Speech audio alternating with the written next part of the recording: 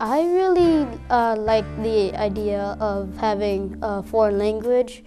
I like that there was a Latin class here, so I joined the Latin group.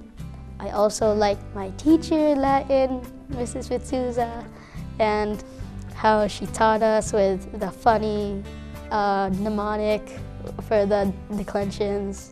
Having an advisor is an important thing for most students because advisors make you feel comfortable during the school hours. Whenever I'm having a bad day or I'm stuck with too much homework, they're the ones that will cheer me up and help me when I'm down.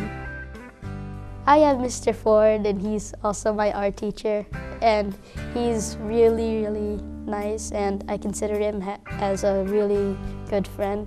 It's easy for me to talk to him. I feel very comfortable around him.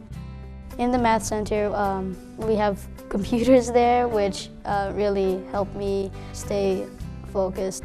Also, outside the classrooms in the Math Center, there are some brain teasers or puzzles that I get to look at when I'm waiting for the class before mine to end.